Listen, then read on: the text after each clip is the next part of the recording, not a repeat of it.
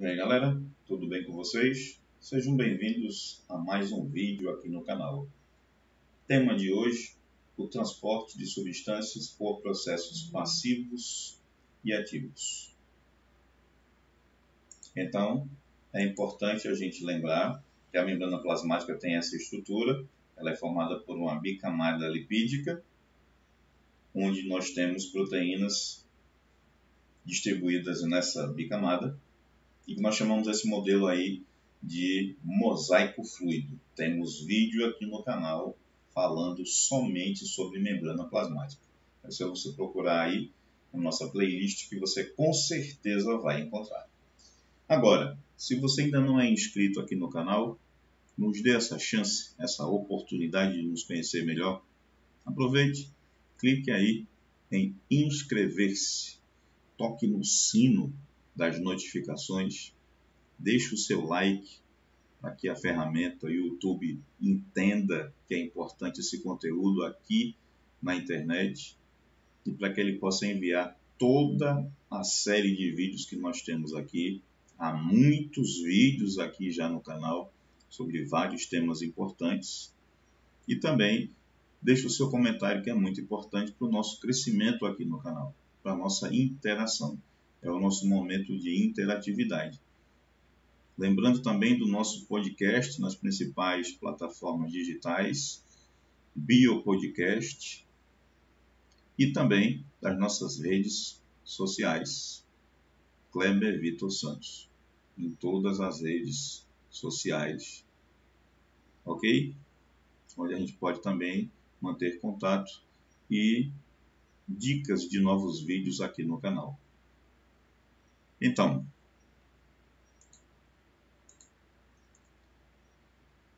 a membrana plasmática é de fundamental importância para a vida, uma vez que delimita o espaço interno da célula, isolando o ambiente ao redor. Esse isolamento, porém, não pode ser absoluto para viver. A célula, ela precisa permitir a entrada de certas substâncias úteis, água, gás oxigênio, nutrientes, etc. Pelo fato de permitir a passagem de certas substâncias, mas não de outras, disse que a membrana plasmática é semipermeável ou que ela tem o que dizemos permeabilidade seletiva. Por causa disso, nós temos os seguintes processos de transporte através da membrana plasmática. O transporte passivo, dividido em duas categorias, difusão e osmose, e os processos de transporte ativo, que são chamados de primário e secundário. Lembrando que o transporte passivo é aquele que não há gasto, dispêndio de energia por parte da célula, e o transporte ativo é aquele que há gasto, dispêndio de energia por parte da célula.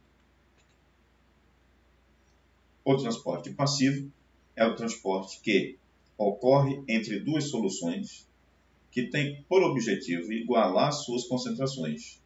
Ele ocorre sem o gasto de energia e se divide em duas categorias, difusão e osmose. Nós temos aí o esquema de transporte que nós chamamos de passivo. A variável tempo é importante. E nós temos aqui, comunicando aqui no experimento, os recipientes, uma membrana que imita o funcionamento da membrana plasmática, que é uma membrana semipermeável, como nós já comentamos aqui. Veja bem, a difusão simples, ela tem como características o soluto, a parte sólida, penetra na célula quando sua concentração é menor no meio intracelular do que no meio extracelular e sai da célula no caso contrário. Nesse processo não há consumo de energia, porque ela acontece a favor do gradiente. Na difusão facilitada, segunda categoria de transporte por difusão, Algumas substâncias, como a glicose, a galactose e alguns aminoácidos, são grandes em relação aos poros da membrana e não são solúveis em lipídios, o que também impede a sua difusão pela matriz lipídica da membrana. No entanto, essas substâncias químicas passam através da matriz por transporte passivo, contando para isso com o trabalho de proteínas carregadoras, transportadoras ou carreadoras. Difusão facilitada. Então, na difusão simples e na difusão facilitada, nós temos a membrana plasmática participando do processo sem gasto energético. Na osmose, que vem de osmos, que é empurrar, é um fenômeno de difusão em presença de uma membrana semipermeável. Nele, duas soluções de concentrações diferentes estão separadas por uma membrana, que é permeável ao solvente, aos líquidos, e praticamente insolúvel ao soluto, aos sólidos. Há então passagem do solvente de onde está em maior quantidade, solução hipotônica, para aonde a menor concentração, menor quantidade, solução hipertônica. Temos aqui a representação do que acabamos de falar. E aí nós temos o comportamento da célula animal, tendo como exemplo aqui as células sanguíneas humanas e das células vegetais. Observe que na célula animal não existe parede celular, existe apenas a membrana plasmática. Portanto, quando a célula é colocada no meio onde o soluto, os sólidos, são mais concentrados do que os líquidos, solução hipertônica, a tendência é que a célula murche. Nós chamamos esse fenômeno de crenação. Em meio isotônico, as células vão permanecer com concentrações iguais ou em equilíbrio. Quando colocadas em meio hipertônico, a tendência é que o solvente, que é a água, passe para o meio de maior concentração em soluto, fazendo com que a célula fique cheia, o que nós chamamos de turgência ou turgescência.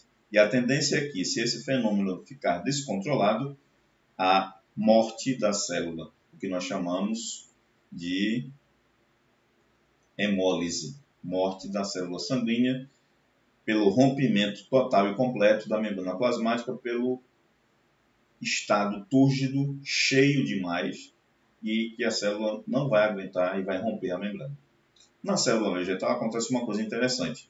Como você tem parede celular acima da membrana plasmática, você tem situações que nós chamamos de plasmólise, deplasmólise e turgência. Turgência, a célula permanece cheia, inchada, como acontece aqui na célula sanguínea humana, só que ela não rompe, ela não estoura por causa da parede celular, que faz exatamente o limite com a membrana plasmática. E aí, quando ela está cheia, túrgida, ela não morre, não rompe a membrana plasmática exatamente por esse reforço da parede celular celulósica que a célula vegetal possui. Observe, quando a célula começa a perder esse conteúdo, nós chamamos esse estado de perda de estado de plasmólise ou estado plasmolizado. Significa dizer que ela está começando a perder líquidos, perder a própria água e murchar. Diferente da crenação que acontece na célula animal, a célula vegetal ela pode voltar ao meio isotônico, fica com a sua estrutura flácida, a membrana plasmática, mas não perde a capacidade de realizar os transportes. Não há morte celular. Chegamos no transporte ativo, que é a passagem de uma substância de um meio menos concentrado para um meio mais concentrado, ou seja, contra o gradiente. portanto, gasto de energia. E nós temos o principal deles, conhecido como bomba de sódio e potássio.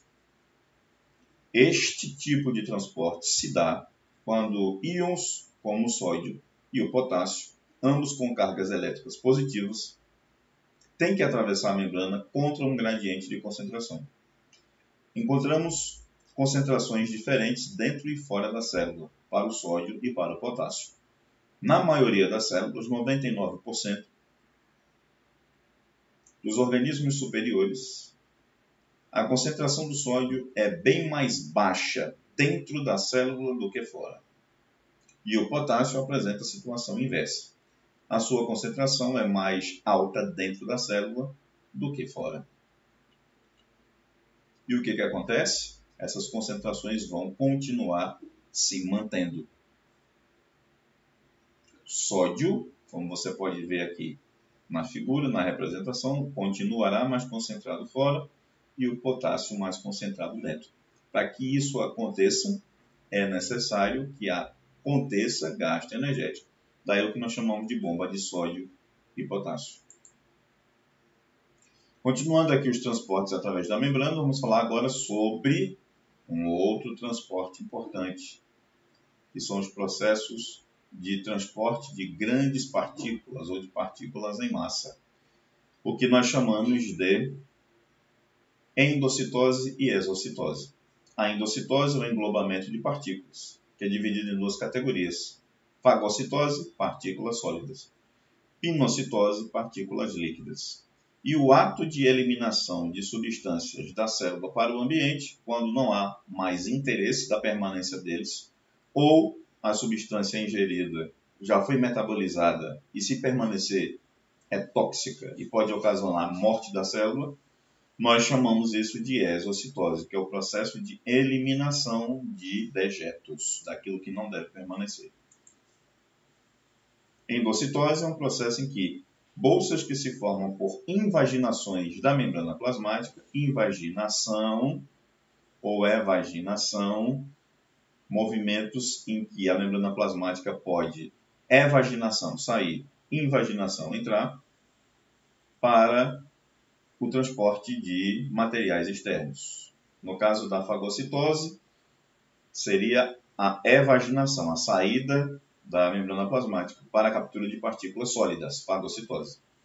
No caso da pinocitose, a invaginação, que é na verdade um movimento da membrana plasmática para dentro, voltando-se para dentro e formando o que nós chamamos de vale, depressão, canal ou suco para a captura de partículas líquidas. Fagocitose, pinocitose. Então, a fagocitose é o nome dado a um processo pelo qual a célula, graças à formação de expansões citoplasmáticas, que nós chamamos de pseudópodes, ou falsas pernas, braços, mãos, pés, dedos, engloba no seu citoplasma partículas sólidas. Pinocitose é o nome dado ao processo pelo qual a célula, graças a delgadas expansões do citoplasma, expansões grossas, volumosas, espessas, engloba partículas líquidas, gotículas de líquido. E aí nós temos novamente a representação do que é a fagocitose e a pinocitose. Ok? A exocitose. Certas substâncias que devem ser eliminadas da célula são temporariamente armazenadas no interior de bolsas citoplasmáticas membranosas, as quais se aproximam da membrana plasmática e se fundem a ela, expelindo seu conteúdo. E o nome desse processo é chamado exocitose. Esquema da exocitose. Nós temos aqui a participação de um organelo importante, que nós vamos falar em vídeos à frente, chamada de aparelho golgiense, complexo de Golgi, em que o complexo golgiense, libera para o citoplasma vesículas ou estruturas arredondadas protegidas por membrana, que tem no seu interior substâncias químicas que vão facilitar o processo de digestão, que nós chamamos de enzimas. E aí, essas substâncias, depois de serem metabolizadas e trabalhadas, aquilo que não serve deve ser localizado fora da célula, deve ser jogado fora da célula. Nós chamamos a esse movimento de saída de exocitose. E esse foi o nosso vídeo de hoje. Se você gostou, deixe o seu like, compartilhe, se inscreva no canal. Sejam todos bem-vindos ao canal Kleber Vitor. E esse aqui, já é o tema do nosso próximo vídeo, que é o transporte de substâncias por processos passivos e ativos, mostrando dessa vez as constituições citoplasmáticas. Se você gostou, deixe o seu like, compartilhe, se inscreva no canal. E esse foi o tema de hoje, o transporte de substâncias por processos passivos e ativos. Até a próxima.